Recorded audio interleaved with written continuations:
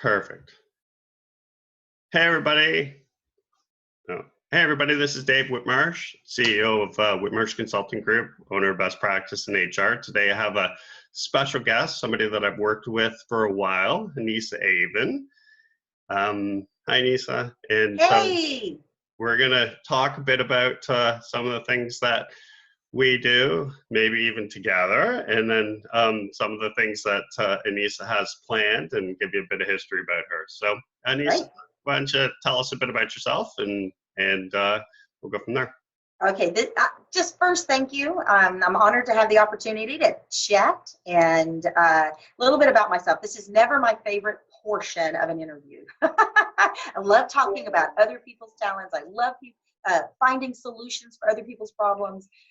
Little bit about me. I'm the CEO and founder of Turnkey Coaching and Development Solutions. We are an employee development and leadership development firm. We have over 1,000 coaches, trainers, and organizational development experts around the globe. And we work with organizations in a consulting / systematic approach to help them design training, development, and employee development solutions that will drive business results. So that's what my firm does. And a little bit about me is I'm in this business because I feel like I make a little bit of a difference. I feel like the work that we do matters. I feel like I enjoy being able to show up and I get to work from home, where used to be I had my kiddos and could attend their softball and their volleyball and take off from work when they were sick. And now that they're old and don't need me anymore, I get to tend to my dogs and cats. and how did you find yourself in the space? So, as with many people's careers who find themselves in something that they really enjoy, it's a winding path. And there's many parts of the story I could begin with, such as at birth, but we'll fast forward a little. And I think the pivotal moment was when my son, who is 21 now, he's a senior at Texas A&M, and he was an infant, about 6-7 months old. And I was working in the corporate space, and I'd always had businesses of my own, but for stability purposes, I'd gotten a job in the corporate arena. And I went into work after my maternity leave, and I just was bawling. And my new supervisor said, "Hey, what's going on? It's your first day." And I just came clean, and I said, "This isn't for me. I want my life to matter. I want, no offense to the job, I appreciate it, but I need to do something that allows me to take care of my kiddos and be the single mom that I was, that allowed me to be at home, but also that captured my talents." And my talents were around problem solving and figuring out business, because I've been in business since my father was an entrepreneur. So I started in business and having a business mind when I was 10. I opened my first business. So if we look at how I landed in this space, it was out of a desperate need to do something different. And then over the process of 21 years of doing motivational speaking and leadership development and executive coaching, I ended up realizing what I'm really good at is finding others who do an even better job than I do and connecting them with the right companies and the right leaders in order to create a solution that is unique and a solution that Turnkey can provide objective oversight to. So many twists and turns along the way, but in the end, I feel like all of the pieces, and I know many leaders and entrepreneurs will say the same thing. They didn't know where their path was going to lead until they finally got there. And so all of the trouble and the challenges along the way led me to this very place of leadership development, working with companies, working in business on their strategic planning, etc. Yeah, okay. It's funny. Anise and I have a bit of a connection story. So we had a phone call probably maybe 8 years ago, and I saw this huge opportunity in the network that she was putting together, and I guess and so when I went out on my own, I was trying to find her Couldn't recall. At the time, it wasn't a good fit for what we were doing, but I saw this great opportunity for Anisa and her organization. And so I was actually trying to talk to somebody, picking up some conversations from way back that ended up not being her. And then we stumbled across each other. And you had a similar story. So the funny little piece of that, and people who understand intentionality or what we'll call conscious success, the power of our mind to create our reality. It's something that I aim to live by. When David and I met, I knew that there was something in our future. I don't know why I knew that. I was just like, David has got his business together. Eventually, we're going to figure out how to work together. And we'd only talked maybe 2 or 3 times. And like you said, wasn't a fit for our mutual interest at the time. I took a sticky note, and in my office closet, I have a poster. And on that poster, I just write future what ifs. And all I wrote for David was David Whitmarsh. So he has been on a sticky note for 6 years or 8 years before we finally started working together. And I don't know why I put it. I just know that eventually we would work together. So when he called and we started working together, I was able to take your sticky note and move it off my future face wall. I'm glad I was pinned. You were pinned. Right. So about your business though. So how is it that, like, what's your average customer, not dollar volume, but what do they look like? Because I know you have sort of a really flexible and unique opportunity with large organizations, local coaching. So why don't you tell us a bit about how you can help organizations? So our model is really unique, and like you said, we aim to be flexible. We can flex in a number of ways to meet both the objectives of an initiative as well as the budgetary constraints. So part of our model originally started because as I was coaching, I went to a couple of conferences and I met a lot of really, really talented coaches and trainers who were not successful in business. And I remember hearing the speaker say, the good news is more companies are saying they're going to start using coaches. And this was probably 2002, 2001, 2003, something like that. And the bad news is that 85% of coaches never make over $20,000 a year. And after I picked myself up off my seat and looked around, I thought, then we really have no business being here because we technically can't afford to be here. And that was when the birth of Turnkey the idea began to foster. And one of my primary intentions was, wait a second, what we do really does make a difference. It makes a difference to the bottom line. It makes a difference to people's work-life quality. And I feel like we're contributing, frankly, to a better society. I think better leaders end up treating their people better. People that are treated better end up treating their families better.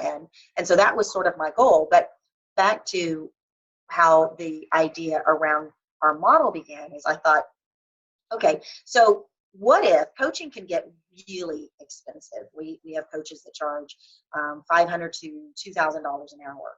And I thought, that's fantastic. If you're able to fill your book of business that way, great. But the majority of coaches are not. And so we've gone out, we've negotiated with our coaches. Let us purchase your unbillable hours. You've got time on your calendar where you're not booking at $1,000 an hour, where you're not booking at $500 an hour. Negotiate with us. We'll pass that savings on to the client. We will create systems so that our clients have a single point of contact and guaranteed satisfaction and objective oversight. So instead of managing a team of coaches or a team of trainers, anytime a company needs an employee development initiative or a performance improvement coaching or an executive coaching or a leadership development program or a HIPO program.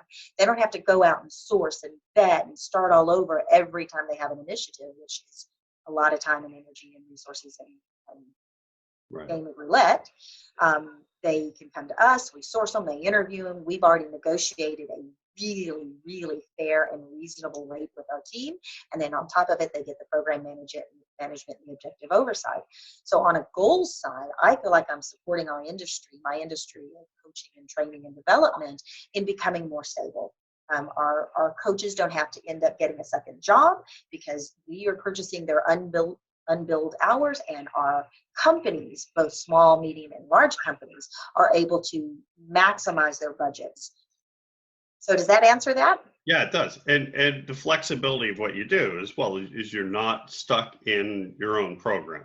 That's right. Right? So you have, multiple different leadership development programs that you can help people with. So if they just know they need something, it's not like they have to go to, DDI or LEHEC and get their cookie version of it. You guys can actually work with them, bring in the best program that fits what they're looking for. I tell you, I will say that when we were building the foundation of the company, had I known how difficult it was going to be to do that, had I not been like, we're going to do this, I don't care what it takes, I may not have completed this model. But over the years, and now Turnkey was founded in 2004, so we're going on 14 years. So over the years, what we've developed because of that time, I feel like has been this scientific project of a hybrid approach. We have our off-the-shelf, proven, science-backed programs. And if someone comes in and says, I have $2,000, what can you do? We can say, here's our packaged approach. It will work. It's worked for these companies. We have references, we have case studies, and you don't have to do anything to customize it. We can fit your budget. And we've got a trainer that I've already negotiated with that will accommodate a nonprofit organization fee, et cetera, or a governmental agency's fees, or you can choose Kansas, right? In Kansas, yes, exactly. Yeah. Or wherever, but it just, because you have that network, you can actually provide local representation to these programs. So they cut down on those travel expenses. They cut down on the risk of not having the right fit after the fact, after you're already committed. And then we also really specialize, though. Most of our organizations are in the medium to large organizations. We have plenty of Fortune 10 and 100 companies that we work with, as well as our mom and pops and our medium-sized businesses. And we're able to take their budget and then customize an approach most of the time, which means we don't typically, while we can offer a cookie cutter approach if that's what the budget allows, most of the time we're able to do a more customized approach and still meet very restrictive budgets, which I love that. We've had consultants come in and say, hey, if you'll charge X for this piece of what you do, you can, your income on the bottom line would go up by X. I'm like, yeah, but that's not really my model. My model is I want to be a partnership with the organizations we work with. And if I'm switching it up and maximizing what I can charge next year when they're looking for a partner, they're going to go, man, Turnkey just keeps getting more expensive and more expensive. Let's shop around. It's not my goal. My goal is to be a year over year partner so that every initiative builds upon the last and they have a long-term outsourced partner that knows where did you start, where are you now, and where do you really want to go strategically so that the programs line up and meet the culture and meet where the company's going. Gotcha. And so, when you look at some of the things that are on your personal roadmap, what sort of opportunities, other than sales, we're always looking for sales, right? But what sort of opportunities do you feel that would be helpful to grow your business down the road? So this is a great question, and I've thought a lot about it. Number one, we're always looking for really great organizational development experts, master trainers, and executive coaches. While we don't always have all of our coaches on assignment at a given time, there are ways I've discovered in certain regions of the country or the world where suddenly people are searching for coaches in Qatar, for example, right? And so over time, when we have our trainers and coaches locked and loaded and pre-vetted, and checked their references, then we can grow in those areas as the need comes. The other thing that we're looking into is I really believe that we've done a few programs like this.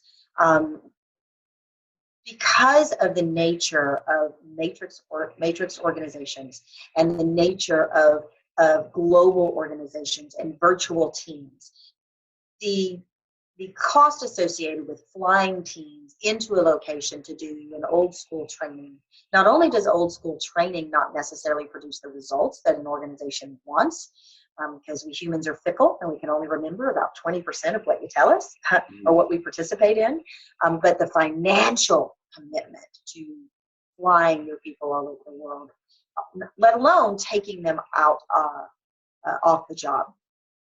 So more and more of really savvy trainers and training organizations like ours are looking at creative ways to do what the blended learning. And I think the blended learning is going to end up being a combination of, yes, we all need social activities and social engagement. So for some organizations, it's going to look like a half-day session in person at different locations. It's going to look like webinars. It's going to look like one-on-one coaching. It's going to look like teleclasses. It's going to look like e-learning modules. And those are the pieces that we are in the process of beginning to put together some leadership development programs that are built on the current competencies that organizations need to ensure that their leaders are addressing, from global thinking to systems thinking to the business acumen is one that I find so many organizations, what they used to call business acumen, no longer addresses their current or future trajectory. And so we're really having to think in terms of what are the current competencies that will suffice as Generation Z enters the marketplace. Okay, can you hear that noise in the background? Mm-hmm. That's my cat knocking at the door. Yeah. She's pretty consistent. Only when I'm on video, though. You can actually see her a bit in the one panel. So. Sorry. That's all right. So blended learning, e-learning webinars, and a combination that will accommodate cross-organizational teams and and global teams in a way that maximizes the budget, that gives them bite-sized pieces of learning and development, that engages them with their peers, a critical piece that is often left out of training and development, right, and is led by an organizational development or a master trainer that understands the Socratic method of learning and development. Yeah, cool. Yeah. And at a very worst, right, that's great stuff to have, because if you do a full-on engagement with a company that has global national offices, then they can at least have archives of some of these things that they can go back to, right? So that they can, you talked about the learning only retaining 20%. Actually, in August, I have another favorite person that I'm interviewing, Emma Weber, who wrote a book on that. And so she's and I've worked with her a couple times in the past too, and so your model totally fits in with continuous learning, even though it's not new learning, it's just relearning, right? So cool. I mean, if we think about it, why do we send our kids to school and they pretty much, let's take math for example, start in kindergarten and they spend 12 years, at least an hour a day, every day, going over the same things. And 5 years after graduating, most of us can't do algebra unless we pursued that in some portion. But we do know our times table, and we can do basic math, basic spreadsheets, etc. But we spend 12 years retaining that knowledge, mm-hmm. and there's a reason that repetition occurs. And in most organizations, leaders and employees are so busy in the operational aspect of what they do that learning becomes a back burner. And organizations that realize that humans are humans, and you can't just spend a bunch of money on a training session and expect your team to grow, your culture to change, for your workforce to be ready for the next challenge, or for the merger, or for going public, or whatever is next, going global, entering into Estonia, or whatever it is. Right. That organizations that are really effective at developing and preparing their pipeline know that yes, we have to have a standard, and yes, we're going to have training time, but we also have to have an internal methodology for reinforcing that learning. And typically that is going to look like some kind of blended learning initiative of all the different adult learning methodologies. Very cool. And that's in progress. Yes, yes. We actually have partnered with an organization that we have beta tested successfully 2 or 3. We're working on the 3rd program, and I'm super excited about the results. Very, very positive. The case studies so far are looking really good, and it includes exactly what we're talking about. Webinar time, where it's not just talking head, but it's interactivity, because the technology allows us to put people into breakout groups, followed along with an e-learning module and some accountability and some peer-to-peer mentoring and focus groups. So we are moving in the positive direction. Wonderful. Good. Anything else about your future? Where are you going? You know, the only thing that I don't have clarity on, but I've got a Post-it note in my office closet on, is greater opportunities to make a bigger contribution with the work that we do in our community. Whether that's we do work with some nonprofits, and we do offer great nonprofit discounts, but I'd like to see a more systematic approach to organizations that are making a difference. I'd like to eventually partner with an organization who also has the same vision, who can take some of our model, use some of our resources, and make it partner with organizations that could use employee development, leadership development, strategic planning, etc., in the pursuit of making a bigger impact on our planet. And so I do see that in our future. Like I said, I got a Post-it note, so I know it'll manifest. It'll happen. It'll happen. You're the one with the truth of the Post-it note. So, exactly. All right. So I think we're all done. How do they get a hold of you, Anisa? So a couple of ways. You can always reach us on our website, which is a secure website, https turnkeycoachingsolutions.com. Our office number is 281-469-4244, or you can always email me at leader@turnkeycoachingsolutions.com. Yeah, or you can, depending on where this ends up socially, you can just reach out to me and I'll hook you guys up. Yes, please do. All right. Thanks, Anisa. You have yourself a great day. Thanks, David. That was great. I appreciate it. Have a good day, everyone.